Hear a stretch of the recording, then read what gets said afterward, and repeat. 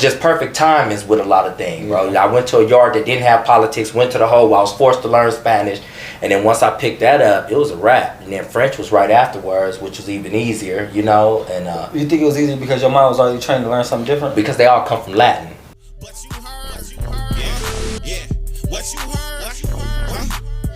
What you heard, you can hear a motherfucking thing. Yo, what's up, people? It's your boy Tizzle from Pie Talk by Tizzle. We here with the boy DT, man. Yeah. Bros. What's going on? Man, finally we here, man. Yeah. It's been a long journey, man.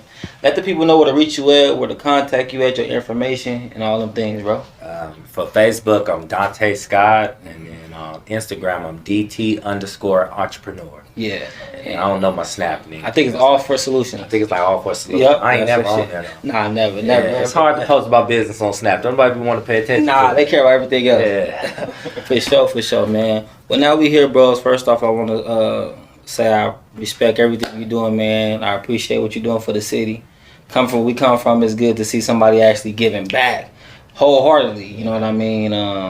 I think that we came from where we came from, and we all then evolved, and we trying to give back a little different than what we received. Absolutely. So that shit dope, man, to see a lot of people that we grew up with on the right track, man. And you know, I always told you growing up, you was always one of the smartest people who was around. You just had to, you know, channel that energy. Yeah, you know what I'm saying? So definitely respect it, man. That's commendable, man. And respect all that. I appreciate it. And same thing with y'all. Like I was just telling you, know, bro, like, you know, we ain't have heroes growing up. Nah, so, never. You know, we ain't really have any positive influences growing up. So, like, when we get in those positions, I feel like, man, when you learn, one, that we alive, right? Two, that we out. Yeah, and three, like, when you come to, like, a certain level of understanding, then you, like, inherit that responsibility of, like, giving back. Facts. That's just it. That's an inherent responsibility. So we doing what we're supposed to do. Absolutely, man. Absolutely, man. So how did this All For Solutions start? I know it was from sales to sales, right? Yeah. So which are basically an embodiment of the same, you know, program, but from sale to All For Solutions is actually the DBA of my corporation, which is Las Vegas Homes Inc. Okay. DBA, let them know what DBA is. You know, you gotta get to it. So your DBA is like your fictitious name. That's your, you know, doing business as. Okay. Right? That's the acronym for it. Okay. So, for example, you may have a company now called, you know, Chocolate's Delight. I don't know, but the actual company may be, you know, Helen LLC. Yes, right. But they do business as Chocolate Delight. Okay. So for me, my corporation is Las Vegas Homes Inc. Okay. But I do business as All For Solutions, and that's just, you know, that was branding purposes, you know. Straight up. And so that's All For Solutions, and from sale to sale was just my movement. Yeah. You know, it was I guess to show the world like my process, you know, because we all got our own sales, right? And that's what I kind of wanted to explain to everyone is like, my sale may have been a personal sale, but like people have sales every day, meaning, you know, people deal with child neglect, you know, molestation, drug abuse, you know, trauma, and then they get stuck in that sale. Facts. Right? And a lot of times the key to opening that, like, we possess ourselves. Right? For whatever reason we stay locked up in that motherfucker, but we possess that key. So it was really about like releasing yourself from your personal cell into like where you need to go, where you want to go, right? And becoming that person you want to be. So that's just been my transformation from sale to sales. Okay.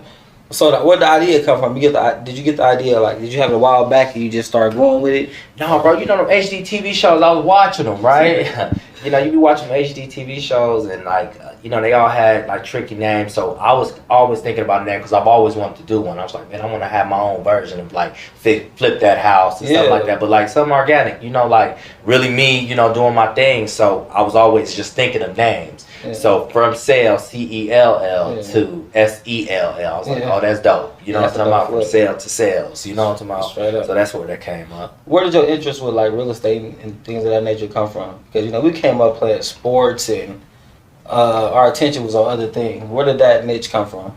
That was really in the penitentiary, right before the penitentiary. Like, it was when I went back. Like I had a little bit of interest when I did that first bid, right? But when I got out, I had put one of my girlfriend at the time who was interested in real estate, and so for me, it was just about studying with her, making sure that she had all the knowledge. And so when I went back from that violation, it was like I wanted to keep it going because that was the only way. You know how the females are, they gonna like what they do, right? So it was a way of keeping her motivated. So I'm like, send me all the books. When I call, you know, I'm gonna study with you, right?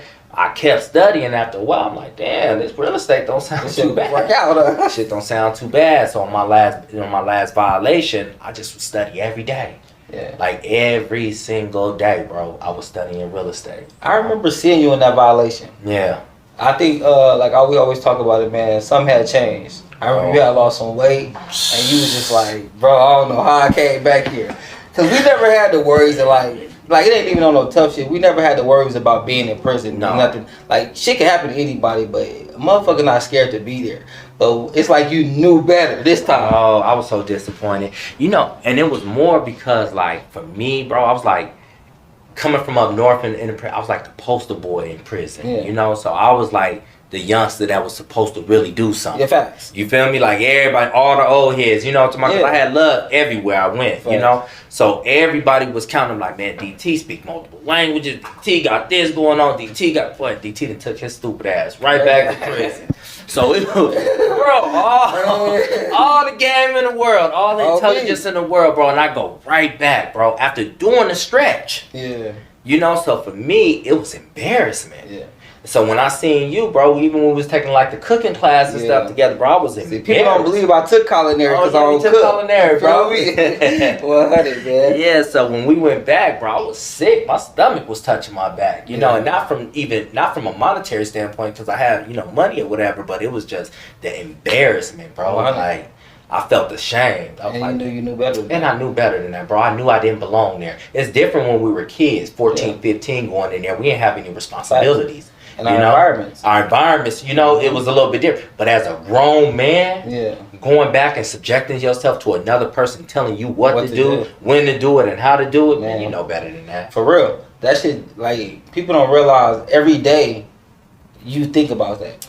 There's not a day has ever went by since our first time I ever went to jail, bro, where that motherfucking weird ass place ain't crossed my mind. Bro, you know what I'm saying? It gives me the chills. I promise. Think about it, bro. It be some days that nigga be driving and just be like, God, thank you, I'm free and I'm alive. Bro, listen, no, nigga had them moments though, bro. Like, I remember when I used to drive back to Oregon sometimes, and you know, you gotta pass Indian Springs and High Desert to go there. And bro, it's just like, at that moment, man, it takes you right back to that moment. You know, fish tank moments and everything else like that. So I'm always like that, man. Like, I'm always in disbelief, even where I'm at like now. Like, man, like, I'll never want to go back. Straight up. Let's touch on, like, for the younger audience, we got a lot of younger watchers and listeners, the importance of decisions and environment. See, when you young, you really can't control your environment. Absolutely. You know? Because, like, when we was getting out of, I be thinking back, like, damn, why was we going to jail? Why was we going through this shit so much? You feel me? We was always sharp. We was always like, you better graduate high school. We was on each other helmets like that. Like, nigga, you better graduate high school. Don't be no buster. Play sports. Even though we was banging or whatever the case may be, we still had a sense of pride about certain things. So I be asking myself, like, why did I keep hitting my head on the same tree? And the first thing that pops up is environment. You know what I mean? See, our environment is going to be 100 bad decisions for every one you can make. Facts. You know what I mean? And just the odds be against us, you know? And as an adult, and I tell people, like, when you get older, you should control your environment. You know what I mean? And what's around you. Otherwise, you're going to keep hitting your head. And the thing about it, I spoke about this like a couple years ago, but like that point exactly, like, you know, there's this thing called mirror neurons, right? Which is, I'm gonna take this shit like some science out real quick, right? So mirror neurons are the neurons in your brain that mimic. And so, like, scientists have come to like a unanimous decision that like we learn more from what we see others doing than any other form of learning, right? So that's like, so that, hey, tell me who you hang with, I'll tell you who you are, shit, birds of a feather flock together. That shit's science, nigga. You know what I'm talking about? Like, I ain't making that shit up. That ain't, so now as an adult, you start realizing like the key to this shit is really just finding an environment that's conducive to who the fuck you want to be, right? And once you find that environment, your mirror neurons gonna do all the work. You know what I'm saying? You ain't even got to do anything else, right? Yeah. You start hanging in certain environments without you even knowing, right? Yeah. You start picking up the lingo, start talking to them. Nigga go down south, you got an accent all of a sudden. You know what I'm saying? Like, where did that come adapt. Bro, you gonna adapt. We are creatures of habit. Facts. That's how we're gonna survive, bro. And so, like, now that's how I start thinking of it. It's an easy way to manipulate the system, because it is a system, bro. But it's an easy way by intentionally putting yourself in an environment that's conducive to who you want to be. You know, and like, I think that was the biggest thing for me, like, because even when the first time I got out, man, I went right back to the homies, way back, pimps, drug dealers, everything else like that. So of course I became a product of that environment, bro. The moment I switched up and started like hanging out with nobody, like cats that was doing real estate, entrepreneurs and stuff like that, like my whole game plan changed. How I wake up, how I go to sleep, my reading habits, my eating habits, my workout habits, and not necessarily because I was this most disciplined individual, but because the niggas I was waking up and around and chopping up, that's what they was on. What else am I gonna be on? You gonna feel less. What y'all doing? We're at the gym right now. What y'all doing? We looking at these properties right now. What y'all? Nigga, if I want to hang out, be around who motivates you. You feel me? So it after a while it just became then it became a habit. Okay. It wasn't nothing I was just like got out the penitentiary and was like, okay, I got it together. I'm gonna do this. Like it ain't about self-discipline, bro. Like you build that discipline. But if you just literally put yourself in that environment, bro, like I'm telling you, your mind will like create that person to survive. I agree, man. Because no matter what situation you dropped in, you gonna figure it out. You know what I mean? Your body gonna figure that shit out, bro. You know what I mean? No matter what situation you were in, bro. You feel me? We gonna survive. We're built to survive. 100. You know, so that's the sad thing about it. That's what I would say to the youngsters. You know, like know, intentionally choose your environment, and then just go there. The rest will work itself out. Yeah, man. I like this show because it's like I want these youngsters to realize everybody ain't gotta rap, play basketball, or football. No, you know what I'm saying? Absolutely. It's other avenues out there, man. And we spoke briefly about like, you know, these nonprofit organizations and stuff, right? And how they can benefit you. Because first thing people hear is nonprofit. Yeah. And so the first thing is it's not for profit, right? Yeah. Meaning that from a tax standpoint, right? At the end of that tax year, you can't make a profit. You can't, you know what I'm talking about, bringing a profit, but you got salaries, you got bonuses and everything else like that. Doesn't mean it's still a business. For some reason, especially like in our community, in the black community, we think of nonprofit and we always think of these passion projects, which is dope, right? But we think more of passion and less of business. Bro, that's out. Hey, for real. Like, it's still a business. You know what I'm saying? Like, gotta get rid of it. So you can do good and still make money. Don't misconstrue what I'm saying. But what I'm saying is that it's still a business first. And so that's when I started, you know, when we created the nonprofit, you know, housing assistance, of course, it was with that same ideology. We just want to do good. We want to give back to our community, which we've been able to do. But through mentorship and learning, we're like, hold up, there's a whole nother side to this nonprofit that no one else is paying attention to. You know, and from as like I was telling you before, bro, like just designations, CDCs as a community development corporation, what those look like. CDFIs, community development financial institution. That's like being a bank. So like nonprofits being like a credit union in your hood. I hope y'all got a pen out there. No, but write some of this shit down for real. Because when you talk about giving back, bro, you can't talk about giving back without economic development, right? And you can't talk about economic development without capital, right? So if you ain't talking about if we ain't talking about bringing capital to the hood, you can't help the hood. I don't care what you're talking about, bro. You can't help the hood. So for me, it was like, how do we position ourselves to be able to give capital, right? Because that's what our hood needs, right? We need capital input. Right, so now we said, okay, let's position ourselves. So that's like our main goal, is to designate ourselves as a community development financial institution. But there's other things, like you think about like the Mayan Theater over there in the north, right? Bro, that was built with low income housing tax credits, right? You feel me? That was a non-profit. New market tax credits, I'm sorry. That was a non-profit that built that whole movie theater over there in the north. Damn. Don't nobody even pay attention to it though. Ain't nobody even pay attention to their round body every day. Don't even know it, right? So then you start like, so that's what I tell everybody, because people hit me up like, oh, I want to start a nonprofit and I want to do that. Man, listen, definitely do back. Give back to your community, right? As much as you can. But don't have that mindset like, I'm gonna start. No, you're gonna start another business, right? And for tax reasons, you're just not gonna eat off at the end of it. That's it. Like, nonprofit means not for profit. right? At the end, when I pay taxes, I can't take a profit out. That's just it. That money has to circulate within the business. Yeah. That's the only difference between a for-profit and a not-for-profit. Yeah. Right? See, a lot of people problem it'd just be the lack of information. Yeah. You know, because the way they word stuff and the way they put stuff, it makes it tricky for a person who's never been in that environment. Absolutely. You know what I mean? When we hearing like, Julio Jones about to do a 15-yard slant. Every kid in every kid we grew up with gonna be like, oh, he about to do this. Yeah. But then when you hear about stuff like that, it's like foreign to them. You know what I mean? Even with the internet doing what it's doing, it's still foreign. How do you think we can get like our kids and our community to start like tapping in and really starting to pay attention to what's going on? Because one thing we always heard, Nevada got the like lowest educational rate and all that, right? Yeah, fact. But we ain't never stopped building casinos. No. You feel me? Mm-hmm. So they not hurting for nothing. No, absolutely. You know what I mean? No. They got plenty of it. One thing we always go see is a new casino. Absolutely. You know what I mean? So with us being here, it's like nobody, when I was coming up, nobody even asked questions like, how is that casino even being built when everything is, like, allegedly is so bad? Yeah. But that's the politics behind it, right? And like, so let's go back to the information. There's a reason why we don't have that level of information. And what we have to do, and like I told you, like we inherit that responsibility, is one, we have to remain relatable so niggas can pay attention to what we saying, right? Yeah. And then we have to get that information out.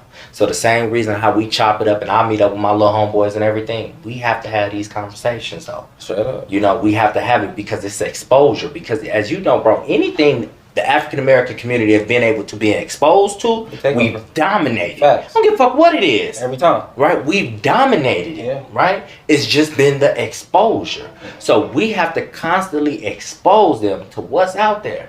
Right? And what does that look like? Get them familiar. And that's the thing about it. I was just talking to my partners the other day, just even about when we, you know, even when we're talking about business, and I was like, man, you know, like I love how Vegas is talking about entrepreneurship, but I don't like the fact that we give too much credit for like bad business.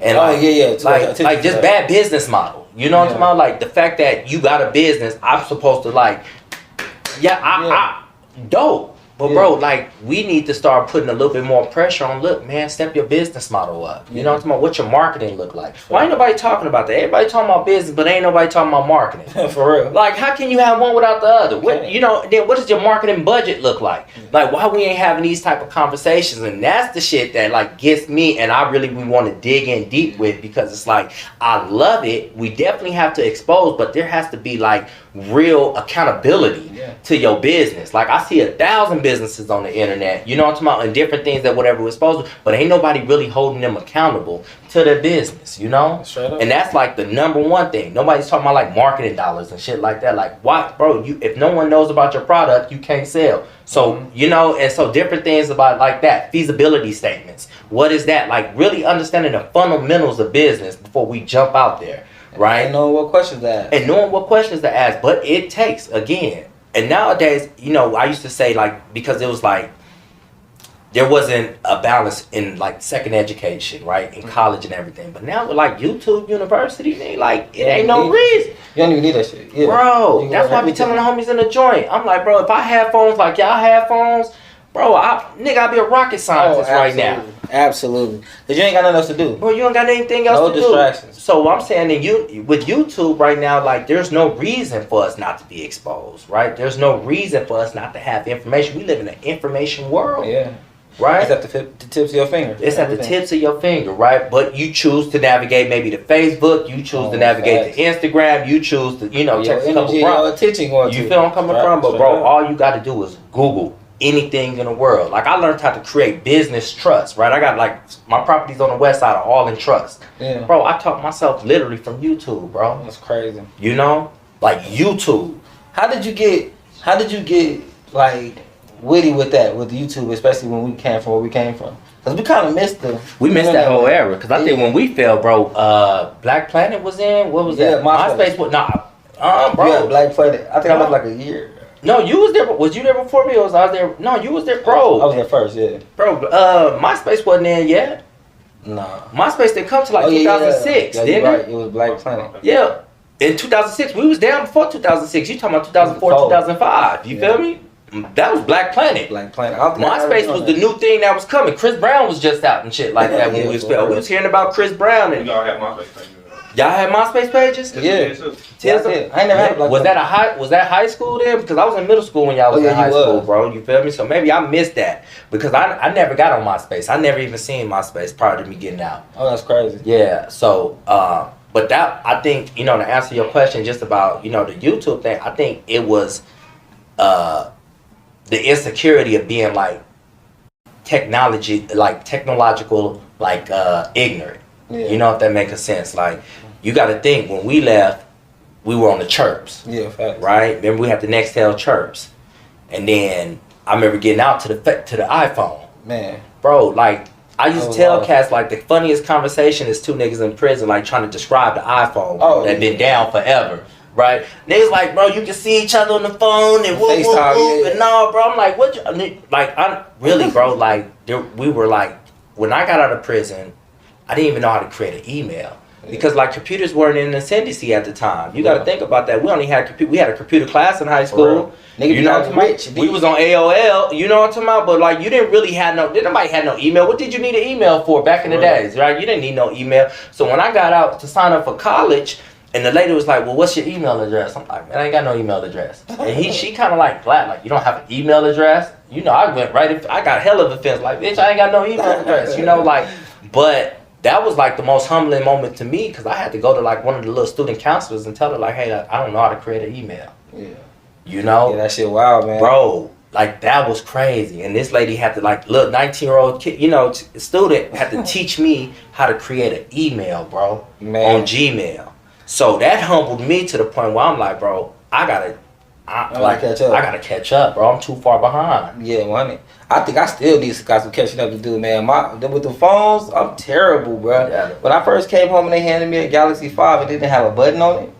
Bro, what you supposed The to lady do? handed me the phone. I'm like, how do I call? What do I just talking to the motherfucker? You don't know what to do. Just say dad. That shit didn't make any sense. I I was lost, man. it didn't make any sense, bro. So that it's been dope, as far as that. But like I said, YouTube, it's just been the fact that I felt so insecure about being so far behind. Yeah. And so that's all I would do, even at nighttime, even today though, like, bro, I study, like I study, I'm always studying. I'm always on that, on that phone researching and Trying to everything. figure Like, something just out. trying to stay ahead, Yeah. Yeah. What made you decide to try to learn other languages? Where did that niche come from? In the penitentiary, I think we were politicking back then, so that's where it really originally started from. Tripping with the Southsiders and everything else like that. I'm like, man, always being like, man, I need to know what they saying. That's the biggest thing when you're in the joint. Most people know a couple Yeah, Spanish a couple words. Spanish You don't know when words, something right? about to happen. So it always starts from war, right? Like, nah, man, we got to understand it. But when I went up north, that's like really what changed everything. Because when I was down south, like high desert in the Springs, it was reckless, Yeah, that's why it kept me. Yeah. But it's crazy, like even with Spanish, bro, like just how life like turns around. It was dope because like I go to up north to NNCC for college, right? Because they was doing the Wild P grant in one prison, so they transferred everybody that was under the Wild P grant to NNCC back when you was in the camp right there. And I go to the hole for something I didn't even do. Yeah. Right? So I'm only on the yard like a week, maybe 2 weeks, bro. So they gaffle me up. They tell me, bro, my shit up. You gotta go to the hole, right? They put me in outstairs housing. So on the way to the hole, I don't got anything. I just hit this yard. This cat had a Spanish book I had been looking at. And I'm like, hey, bro, look, they finna take me to the hole. Can I have that book? So he slide me the book, bro. Mm-hmm. So they put me in outstairs housing for like 120 days. So, in there, bro, you don't got no TV. You don't got anything. What kind of book was it? Like a Rosetta Stone? Bro, no, like a self-taught, like Practice Make Perfect Spanish book, bro. Yeah. But, so keep in mind, like, I'm in the cell all day long, right? No, in the hole, it's cool if I got my tube. I wouldn't give it in, right? But they took the tube for 4 months. Nigga be going crazy. So, bro, I'm literally in this book. That's all I can do. Study this book. And after a while, bro, I, like, start catching on to like how to conjugate the verbs and everything else like that. And man, that shit started picking up, man. Once the Hispanics started understanding what I was saying, I'm like, damn, I might be on to something, I would say little things like, for example, I'd be like, hey, tú sabes que, tú sabes que para la cena hoy, right? Like, you know what's for dinner today? I don't know what's for dinner today. Yeah. But I would ask every Mexican on the yard, hey, tú sabes que para la cena hoy? Tú sabes que para la cena hoy, right? And then get the responses and stuff. And they all say it differently. And then they're saying, yeah, but it was so dope because there wasn't no politics up north like that. It was like the Border Brothers and everything else like that. So that was another good thing. Yeah. Like, it was just perfect timings with a lot of things, bro. I went to a yard that didn't have politics, went to the hole where I was forced to learn Spanish. And then once I picked that up, it was a wrap. And then French was right afterwards, which was even easier, And you think it was easy because your mom was already trained to learn something different? Because they all come from Latin. Okay. Right? So not all, but you got French, Italian, Portuguese, and everything. They all have Latin descent. So the base of the language is the same. The conjugations is the same. The most powerful thing about any language is how to conjugate a verb. Once you learn how to conjugate a verb, for example, like we're talking, that verb is hablar, right? I'm talking about, so I talk, yo hablo. You talk, tú hablas. We talk, hablamos. They talk, hablan. You know what I'm talking about? He or she talk, habla. Right? You feel me? But the thing about it, what's so dope is that it's just rules. AR verbs, ER verbs, and IR verbs. Yeah. And once you learn how to conjugate them verbs, that's 80% of the language. The rest is just building up your vocabulary. Okay. Just figuring it out. And so, it's real simple. But honestly, bro, so that whole me learning Spanish, that I tell people all the day, bro, that was the most powerful move I did in that penitentiary, bro. You don't know how many doors opened up. Oh, yeah, facts. Bro, I done traveled the world speaking nothing but Spanish. I done had doors open to me that would have never been open. Communication. Bro, communication. For real. You until everybody, I was thinking about that the other day. I was like, I need to learn Spanish, because with the way the world's going now, if you don't know, you're going to get left out. Bro, you definitely going to get left out. You know what I mean? And then the thing about it that the thing that sucks about us, I was just talking to a Latino guy. He didn't speak Spanish, right? But his partner did, right? When we were talking, they probably hate you. Yeah, listen. But he was like, he's second generation, right? So he's like, no, my mom didn't want me to learn it. They thought English. But what I was telling him is that how dope is it? We've been disconnected with that. Mm-hmm. We don't know how powerful language is because they took it away from us, right? Yeah. So we've been forced to just speak English, right? Yeah. But bro, there's history. There's wars. Yeah. You know what I'm talking about? Like, there's so much that's entangled in someone's language. Yeah. Bro, you know what I'm talking about? There's so much pride and so much, accomplishment, bro, like that's entangled in someonene's language, bro. You'll never know. So for you to take the time to learn that, bro, you would literally adapted all that history. All them years, all those accomplishments, you know what I'm talking about? And so that's the approach that they have, bro, and that's what I was telling him, like, man, how dope is it to know your language, right? Yeah. Like, I wish we had a language to connect back to. Straight up. Right? You know what I'm talking about? Because there's so much tied into language, You don't. And so, and we don't, but it's cool though. So like, I recommend it to everyone, man, like, little mama in there, my daughter, bro, like, that's guaranteed, man. She will, like, I'm telling you, by the age of 10, I have her speaking like 3 different languages. That's my word. As a man. That's a fact. Because like I've realized how much it's helped me in my life. Yeah, give it that jump step, man. Yeah. Ain't nothing wrong with that, bro. So as far as with your company, right? Who all under y'all umbrella? What's up with the fellas? We met a couple. Okay, so under housing assistance of the nonprofit. Yeah, the nonprofit. Also, you got Will Covington, which is like our political liaison, and he handles everything. Any political door we need to get in, any politician we need to meet, like that's him. Straight up. And then that's one thing about business that y'all should know is that local business and small businesses and local politics go hand in hand. Okay. And sometimes we miss that. We miss that mark. We don't understand it. It's not about, bro, you need access to do what you need to do. Right? Without access, it don't matter about your money. It don't matter about anything. Your status. Bro, it don't matter about anything. You need access. You'll never get hurt. Right? Yeah, if you're trying to build something, that got to go through city council. You need a business license and everything. That's your commissioners, right? So without having that, without having that political influence, bro, like, you like did yourself a disservice. Right. And so like that was one thing that I had to learn. Like, teaming up with these group of individuals, man, been the dopest experience because I've been able to see like how you build a multi-billion-dollar organization. Like I see it. Like I see the element. Skip the millions. Like that's gonna be that comes with the PKG. But like I see how you can scale to like greatness and visionary companies by having those few elements. So Will is our political liaison. So that's one thing that in business that you should always have is political access. You got our King, which he's like our community engagement and our chief marketing officer. So any events that we have, he's the one that brings the crowd out. Okay. That's how we're able to do, beautify the block and, have, 100 people out there partying and everything else like that. Like, you don't really see that. You don't see events like that where you're able to give back and then still have a crowd like that as if we're in a club. But he understands marketing, right? And with his promoting background, man, it was just key to what our organization needed, So our King runs that. You have Bear, which is Chris. He's our chief financial officer. Okay. And like that speaks for itself. If you know Bear, Bear, you bossed up. That's boss man. Shout out Bear, man. That's my shout out all of them, man. Man, that's my brothers, man. And yeah, he's dope, bro. So like he handles everything, man. He handles everything where financial decisions come from him. Is it financially feasible? Yeah. There's hella shit that we want to do. Like me, so I'm the CEO, and I'm usually the visionary. I'm the one that's coming up with all these bright ass ideas. Mm-hmm.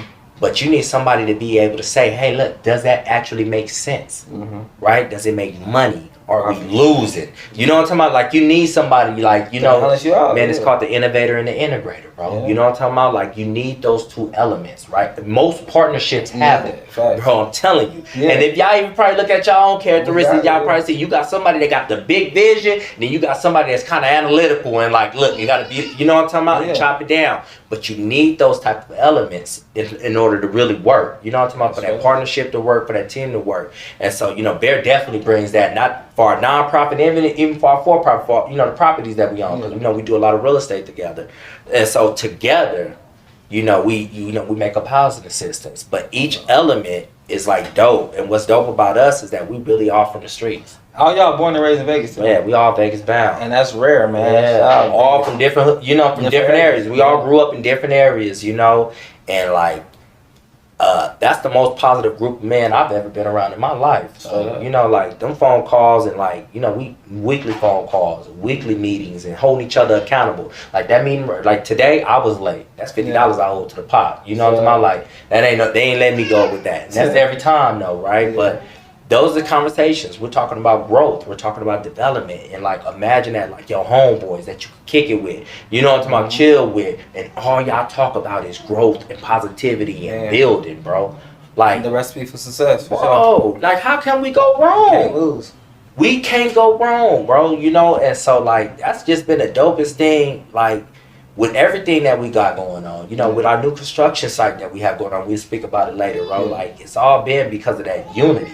And then also respecting each other's position and space. And sometimes that's hard as black men, bro, because we all want to be the alpha, right? And so how do you... Me. You be listening to people talk, and they be me, I, and it's crazy because I'm starting to hear it more. Yeah. I hear people talk, and they be like, I, me.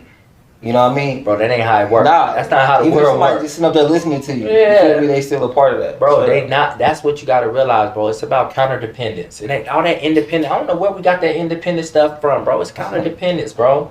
We got to lean on each other, right? On each other. Resources, knowledge, skill set. Because you ain't got it all.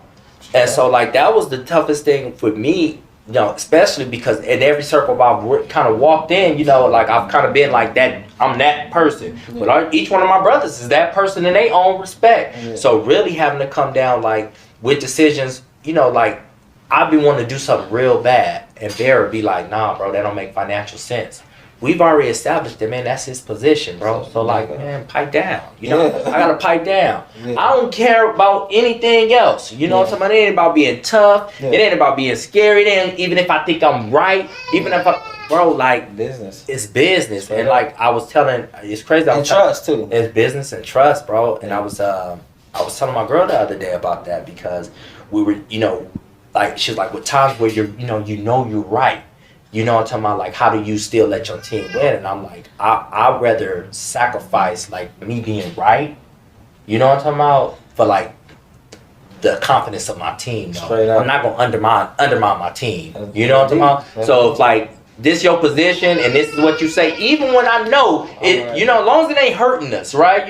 Even when I know I'm right, but I'm not finna undermine your position. Yeah, I'm not finna have you feeling less confident as a man as your position in your role in this organization. You know what I'm talking about? So I'll sacrifice that. I'd rather take the loss than to see you know what I'm talking about, be undermined. I'm gonna need you to be confident later on. Bro, because we got bigger fish to fry. Yeah. You know what I'm talking about? And so I need that confidence, bro. Like I need you to continue to move as a leader, you know? Straight up. And so like it's taught me a lot. Yeah, it's definitely taught me a lot, man. And I know one thing, man, you was proud of is when you had refurnished that spot and got the boy over there. Oh yeah, that was dope. On the news and stuff. Yeah, the Fourplex was dope. Yeah, the Fourplex. Yeah, that was a dope experience for Jason, man, because I think what was even doper is because optics is everything, right? Mm. And so for us, even when we got on the Kelly Clarkson show and everything else like that, we weren't thinking of it at the time because, you know, when we just solid, you know what I'm talking about? So we gonna do solid shit, man. He been helping us this whole time. We gonna get back. But it was dope to show the world, like, how we can give back to the, you know, because a lot of times you see, you know, white people giving back to us, right? They going to Africa giving back. They going here giving back. You know what I'm talking about? And it's always showing us, right? African Americans in need. We're always in need. We're always in need. And so what was dope to show the optics, to show like how we too, you know what I'm talking about? We do. You know, we could give back, you know, to white men. So that was a dope experience, you know, be able to do that one. And a lot of us do give back. I think that a lot of African Americans don't get credit for the stuff they give back, as far as like with ideas, knowledge, and even financially. Absolutely. They don't. It's like society don't shine the light on that. They don't want to though, bro, because like I said, it's perception. Perception controls reality, you know. So that's facts. But I think nigga can't pay attention to that. Yeah. You know, like same thing I tell my team, bro. Like, you know, what you put in, man, we get out. You know, nigga don't plant apple seeds and grow oranges. Straight up. You know what I'm talking about? You don't plant potatoes and grow cabbages, right? Yeah, it ain't gonna happen. Nigga, so you don't plant negativity in the world and get positivity. And you can't plant scarcity in the world and get abundance. Yeah. And so once a nigga realize that, man, you know, what you giving out and what you putting out to the world has nothing to do with what they can immediately give back to you, nigga, because the universe gonna take care of you. It's gonna help you. You know what I'm talking about? So, like, yeah, whether we get the acknowledgement or not, you know what I'm talking about? As long as a nigga, like, continually doing it, bro, like, that universe, and you'll realize it, bro, like, you realize it because you always land on your feet, no matter how bad it get. Fact. You know what I'm talking about? I think we done all been there, right? Like, no matter how bad it get, like, I'm behind. Some type of way, you figure it out, though. Figure it out. You know what I'm talking about? That's that universe taking care of you, bro. That's when you know, like, you know what I'm talking about? And when you get, and if you, can go back and recognize those moments, continue to give back. Continue to be that good person, bro. And, like, that's how I've always, when I'm talking about, you know, have to cash out pennies, you know what I'm talking about? You know, to make, you know, niggas searching for quarters and stuff like that, trying to figure it out. Yeah. You know? All you gotta do is keep living, though. Bro. Stay positive, and that shit gonna fall in their lap. The universe gonna take care of a nigga, man. So, while we're here, I also want to give a shout out to your moms, man. You know, I nigga love moms. Man. Moms, man. I seen moms have your back, like, through it all. You know, we all went through that. And shout out my moms, too. You know what I'm saying? They both walked that shit down with us, what we went through, man. How does it feel now when you see your mom? Like, I'm going to keep it real. One of the best feelings I get now, I don't think my mama worried about losing me. Yeah. You know? Absolutely. I used to see it in my mama and my people's face. Yeah. They didn't want me to leave the house. Absolutely. Like, my mama used to make it so comfortable for me in the house because she knew what I was into in the streets. So she, like, I didn't never have to leave. All my friends could come with me. Oh, we're going to Disneyland. We all can go. Oh, we playing sports. We all playing sports. Because I think she just wanted me near, and I still was stripped from her. So how is it now when you look at your mom and you know, like, you don't see that worry in her eyes no more? Man, we were just talking about this the other day, bro. It's so dope. So, you know, me and my mom own a business together. So, you know, we own the business in Arizona together. So, I'm like, how dope is that? You know what I'm saying? Man, listen, bro. Like, I've seen my mom struggle, you know, go days without eating. You know what I'm talking about? Go through the whole situation, you know, with us going through the penitentiary, all the boys. And so, like, to be in a position to see my mom's, like, be a business owner, like, that's been the dopest experience in the world. Like, nigga can't put no price on that. You feel me? Straight Like I can't put no price on that. You feel me? Like I rest easy at night, knowing my OG straight, like solid. You know what I'm talking about? Straight up, man. And so like just to see her confidence level, you know what I'm talking about? Like because we don't pay attention to that. We don't pay attention to how much insecurities come with our moms knowing that they boys is in prison. That shit is embarrassing. Yeah. You know what I'm talking about? Hey, I just came to a realization, like, this was probably like 2 weeks ago. Yeah. I was sitting there, right? And I was thinking, I'm like, man, with my mom, I couldn't have seen my mom every day when I was in prison. Yeah. Because it's going to kill her every time. Absolutely. Every single, like even when I was younger, I had selfish thoughts. Now reality struck in, like, I couldn't have seen her every week. Nah, you know? No. I would have went crazy. Absolutely. I would have went crazy. I would have been crying every time she leave, heartbroken every time she leave. I wouldn't have had the mental stability to go back and survive what I was going Bro, through. You know what I mean? Ain't no way, because like at the end of the day, man, I think a woman's natural instinct is to protect her cub. Nurture, yeah. So to be in a position where you feel like you can't do nothing to protect somebody you brought into this world, bro, you know how defeating that has to be? Definitely. Bro, so It ain't even their fault. And it ain't even their fault, bro. Taking full blame. You My know mom what was I'm still, talking I think she still blamed Yeah, my herself. mom's too, bro. You That got nothing feel to me? do with What she you. could have did better, what man she could have messed with. She, you know, my It wouldn't OG matter. still apologizing for shit, you know? But both of y'all gotta know, man, ain't nothing y'all could have did. We was gonna find that trouble. I'm gonna find it one way or another. For real. We was looking for it, so you was gonna find it, man. Yeah, And, we was looking for it. it bro. made us better people though, man, on everything. And I'm proud of you. I'm glad you ain't taking unnecessary sacrifices out here, man. Ain't putting yourself in unnecessary situations. Because a lot of people don't even know how much they got it made or how blessed they are until they strip that shit from them. Bro. You know what I mean? And when you in that motherfucker, you could have 500,000 on your books. Bro, them You happening. ain't no better than nobody on that motherfucking yard. Alright, that shit get real. And I think for us, man, like, it was a blessing. It was definitely a blessing, but it's sad, though, bro. Like, because they really, you know, took our childhood away. Straight up. You know what I'm talking about? Like, they took our childhood away, bro. Yeah. You know, so, like, people are blessed. And, like, they don't, and I be telling, like, you know, like, and it ain't needed. Nah. You know, that's the thing that I get to thinking about, like, with all of it, bro. From, like, you know, because we was there at the beginning of, like, the click era. Yeah. You know what I'm talking about? Before everybody, right? You know, like, Right. well, you know, I think, you know, you had, like, Eternal Click and stuff like that, Yeah. E-Dub and everything for T-Soldiers and stuff. But, like, really when that click era started, bro, but, like, bro, I think what get me the most and why I think I keep driving the way that I keep driving, bro, is I'm trying to make sense of was it ever worth it? Straight up. Like, all that time, bro. Yeah. You know what I'm talking about? And so I try to let my accomplishments right now be like, okay, if it wasn't for that, I wouldn't be in the position I'm in now. Straight up. And so that's how I try to justify it in my own little twisted ass way, bro. But like, I'm thinking about it like, bro, all that game banging we was doing, For nothing. what was it for, though? It was for nothing. And it's crazy because you know what I'm realizing now, man. The hate don't even come from the other side, man. Bro. I see the niggas from the other side, man. They be cool. Bro, they show It you be so the- much love. Man, you lead a homie, you be like, you hear lead a homie, you hear he said this or they said it. It be the ones around you be envious. They could have more or less. They just be envious. Yeah, bro. And it's unfortunate, man. It's unfortunate, man. Yeah, so. But at the end of the day, we here, man. We're gonna keep breathing positivity into Vegas, man. Earlier, we spoke about a little bit about the Vegas music scene, man. What you think it's like now, man? You know, we used to always talk. You used to rap, you know. We used to rap back in the day. How you feel about the MCs now, man? Because we've been locked up with some of these niggas and some cold ones. Yeah, I like them, bro. Like, one, what I try to do is, like, I try to, like, compartmentalize somebody's skill from, like, their character. Straight up. You know? And so, like, that's like, so I'm a Vegas, I love Vegas music. You know, like, I'm really from the city. You know what I'm talking about? So I really listen to, but that's the first thing. Especially if I've been to the penitentiary with you. Because I know, like, your deep, dark secret. Nigga. You know what I'm talking about?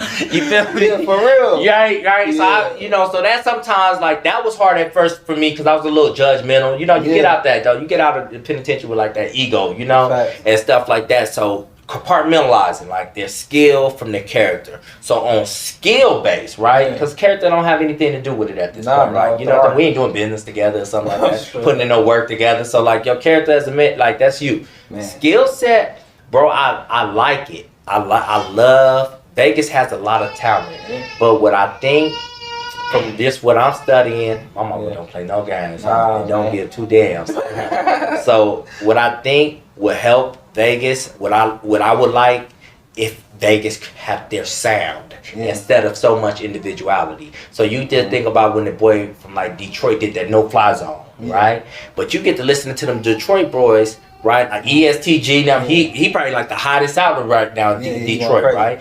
But you got to think of like T Grizzly and them and everything else. They all had a sound. They had like that Detroit sound. You hear something from them, from the little 42 Dub, right? Sada Baby, you know what I'm talking about? They had a sound. They had a unified sound, then their own individuality. Chicago boys with the drill music, right? Yeah. They had a sound, then they all individuality. Right? They pay homage first. You see where I'm coming from? And I hate it. I wish that we could have our, like, maybe a sound. You know what I'm talking about? Something that was just Vegas. You know what I'm talking about? And like, and then go from there, because we got a lot of talent, but it's hard for like, we pay attention to cities before we pay attention to individuals. You know what I'm talking about? And so like, I think, you know, like, it would be easier for somebody to pay attention to Vegas, like, nah, them Vegas niggas doing their thing, you know what I'm talking about? And like, as soon as the beat come on, we have a producer, and we kind of had that, like, we getting it. So, but I think it's a lot of talent. Like, I like the boy, one of my favorites is Maserati. I like that boy Maserati. He speaks that gangster shit. I like Maserati. Yeah, Mozzie nice. He nice. Earlier you was talking about Herbo. I like that boy Herbo. There's the one cat I had on there. You know, of course, like, Cross, like, this is the thing about it, like, he got real talent. Facts. Like, you know, I've been in the studio with him. You know what I'm talking about? You know, he really freestyles a lot of his songs, bro. You know what I'm talking about? Like, I didn't hear him, like, build things like that. But, you know, I feel like he don't take it serious. That's my homeboy. You know what I'm talking about? I feel like he don't take it as serious as he should. Grease is nice. You know what I'm talking about? See, you feel like that with Cross because you know the access he has to things outside of it. Bro. So it's like, why it shouldn't really be, you know, so competition. I feel. I love my little brother. You know what I'm talking about? You know, and I get on this helmet about this every time. But I think he has like untapped talent. Like, that the world hasn't seen. Like, he's very talented, but he always been there. Like, since he was a little kid. You remember his little ass, you feel me? He always been talented. Who else I like, man, right now that I've been Grease. Grease, you know, Grease Blanco gonna get it. You know what I'm talking about? He gonna definitely get it.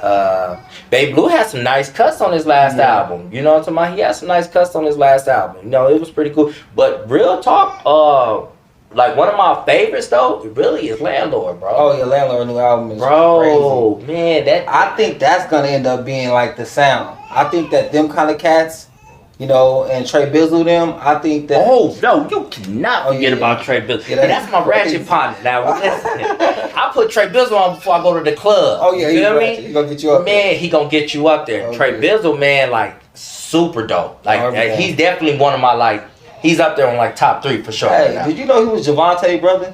What's Javonte? Javonte, we grew up in the Spring Point. Walnut Gardens. What, they got the same pops? I think so. I know him and Lamar is brothers.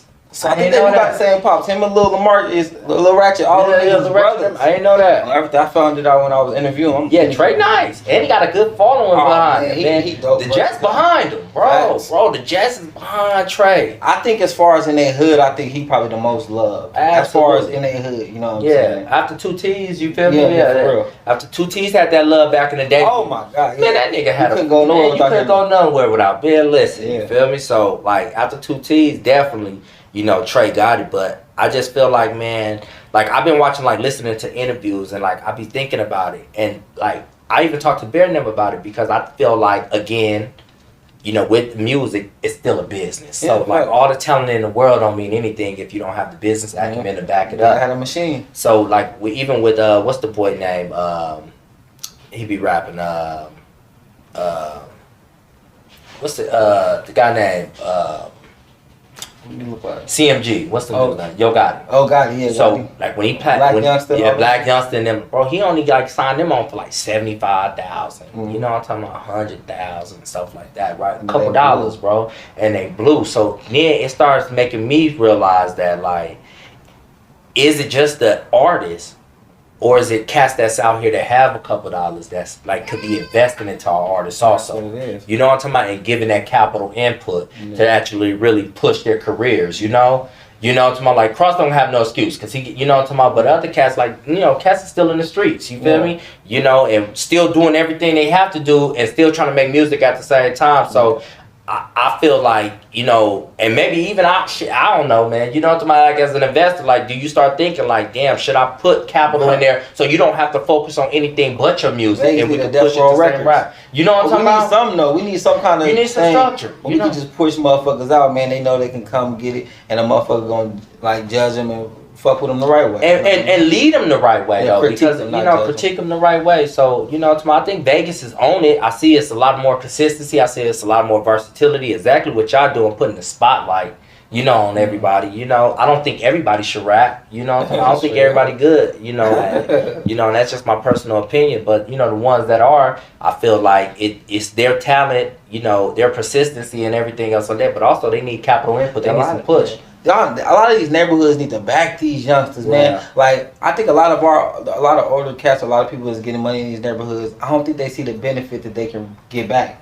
Yeah. I don't think they realize that they can really like invest in something that could really set a motherfucker straight for life. For life. And we missing it. These cats getting paid $50,000 a show, 40. You know, like they making real money, right? Right? And so like, you know, like. I would take it serious, you know, like I've thought about that. Like honestly, I have thought about it. Never really wanted to be in the music industry, but I've always thought about I've thought about like putting capital input in, like you know, dropping a couple hundred on, you know what I'm talking about, like to see like really what it would do, you know, but with that, you know, it's risk over reward. You know what I'm talking about? They puts all this money up and you go hit a lick still the next day or something like that. You know what I'm talking about? Catch a DV, still think you pimping or something like that. Instead of sitting your ass down. You know what I'm talking about? It's staying focused on your craft, right? Being a rapper. They want to be everybody want to be everything else but a rapper. Jack Boy, they want to be a hustler, they want to be pimps, be a rapper, man. And everybody else want to be a rapper. We around here trying to rap and shit. You know what I'm talking about? So it's like, don't nobody know how to play their position, but like, I really like a lot of Vegas rappers, man. They got it, man, but they doing everything else. But staying consistent to their craft, man. You know, and understanding the politics behind it too. You know, ain't nobody really going out networking. You know what I'm talking about? Like how many niggas just go out of town just to network, to meet different DJs and stuff like that. Not just they just now starting to get on that. You know what I'm talking about? Go meet different DJs. Go hang out with them. You know, when they come to your city, you show them love. Give them that rites of passage. You know what I'm talking about? You know, the red roses out. Let them know they good. Like really politic. You know what I'm talking about? And like I think, you know, it needs to be more of that, you know, kind of going on. You know, the talent gonna always be there. That's raw talent, you know? But, you know, people need to understand the business side of it. How do you feel about, like, as far as, like, things for the kids that do in the community, like, now compared to when we was young? You know, we was in the north, and it was, like, it wasn't that much for us to do. We had the Walnut Rec, and that was it. Shit, we had that when it was a portable. Yeah, we had it when it was a portable dust, basketball to dust in the back. Nah, for real. We had that when it was a portable. Nowadays, man, like it's with technology, bro. Like, how do you get them away from the computers, man? You know, it was a little bit different. We didn't have, you know, we had video games, but we went outside. Man, we had to go outside. Everything. It was different, and that's the thing that I hated. And then you start thinking, what is designed like that? Is that what was so dope about like in the 90s when we grew up is because there was a sense of community in whatever. Nigga, you go to apartments, y'all. That was the gang. You know, the whole apartments. If you went from over there in them apartments, I don't give a fuck where it's at. You can't be up over there, right? And then we all knew each other. We was all, you know, we all went to school with each other and everything else like that. And same thing with any other like projects and stuff like that. It was like that sense of community, right? Where you actually grew up and knew each other. Had real love. You know what I'm talking about? Had real love and everything else. So you didn't need anything else like that, you know, because we didn't have much, you know. I think nowadays it's like, you know, times has changed. What do we want the kids to be into? You know what I'm talking about? If we saying we don't want them, you know, always playing sports and football, that's all we were doing. You know, playing football, playing basketball, you know, and getting in trouble. I think nowadays it's like, you know, what else are we exposing these kids? What else? If we don't have it, if we don't have the knowledge, what can we expose these kids to? You know, like besides sports and everything else like that. You know, I like what they doing at Nevada Partners, like with the STEM research and stuff like that. I think that's pretty dope. You know what I'm talking about? And Nevada Partners always been trying to look out, man. Shout out Nevada Partners. I like Nevada Partners. They always did. They used to get a boxing lessons and shit. On everything. They had little Mexican trainers there and everything. It was dope. Nevada Partners is good. Monica Ford. She runs it. She's dope. She's a dope black woman, man. Yeah, she's dope. I met her a few times. Yeah, she do a lot for them. So I think, you know, the times has just have changed, bro. And like I hated being our parents talking about like how it was better when we were younger. It was just different. You know, and like you know, we were what we were, bro, and we, you know, we adapted to it. You know what I'm talking about? Like, we didn't have much to do as kids. I remember we had neighbors that used to teach us the karate and shit on the tennis court, bro. You know what I'm talking about? I had all the black kids learning karate. Remember that, bro? Bible study. Man. We was badass Bible studies. We going to get snacks, though. Now, for real. That's all they was giving them about. So, like, we didn't have much. I think now with all this information, I just don't know outside of, like, you know, technology and everything else like that, like, other than on physical things, like what do we expose them to? You know what I'm talking about? I think we just live in a crazier world, man, and like they have to like grow up faster because they're exposed to so much faster, bro. You know? Yeah. And so like it's just for me, just making sure that they have all the tools that they need, you know, to actually make it in this world, because we didn't have it. A lot of times we learned these tools as adults. We learned about credit as adults when our credit was messed up. We learned about, you know what I'm talking about? So it's like, how do we equip these kids with this type of knowledge in a fun way so that they can have an actual fighting chance out here? Because, you know, without it, it's hard. Yeah, it's hard, bro. So it's definitely going to be hard out here for these kids. For sure, man. We're going to definitely just have to keep passing the knowledge, man. And before we get up out of here, man, we got this segment called Game for Lames, man. Let the people know some game you acquired in life that you feel to help get you out some bullshit or steer you away from drama. Like if it's an OG or something that told you something, like, you know, keep your head on a swivel type thing. Oh, man, some game. It ain't got nothing to do with business, but I'm going to tell you, old head told me this, man, one time in the prison, man. He said, man, you always give a man a way out. And that sometimes was, man, I feel like a brother save a lot of lives. Oh, you always give, because he said, man, even a cat would strike if his back is against the wall. You feel me? And I remember one time in prison, just quick story. Cat named JR had life, right? A bunch of time. This boy named Tyson. Tyson, big boy. I don't know if you remember Tyson from in the joint, but anyways, man, Tyson picking on, talking about what he gonna do to him on his players game, talking about what he gonna do to him, but like own him. You know what I'm talking about? Own him.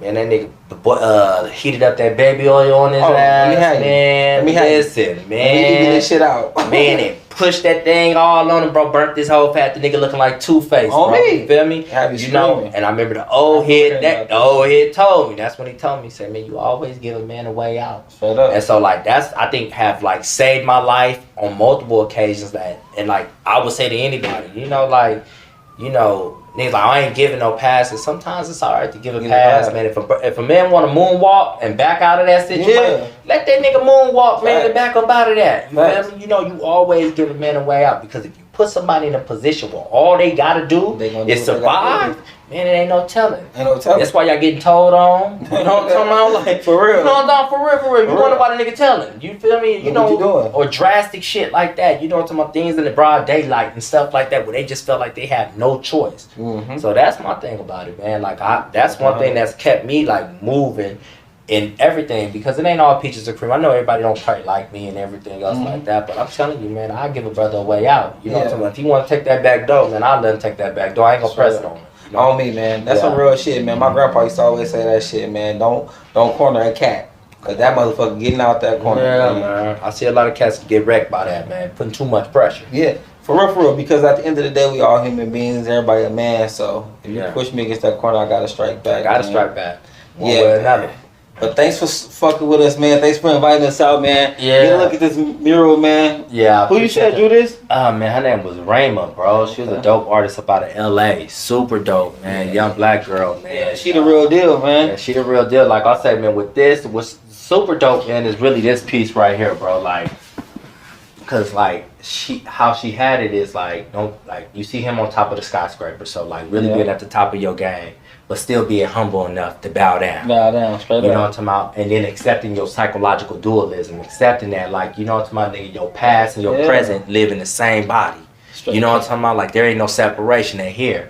But even there, as you go to the top, you carry your audience with you. You know what I'm talking about? Like, you remember when it was, you know, topping, you had an audience. When it's now you're at the view, you got an audience. Code 7, you always gonna bring your audience with you. And then you gonna have some people, bro, that, like, if you look, that only want something from you. Oh, man. Got their hands out. Then you got some people that, like, genuinely happy for you with the smiles. And you got some people with the X's don't want anything from you. But my dopest part is this last piece right here.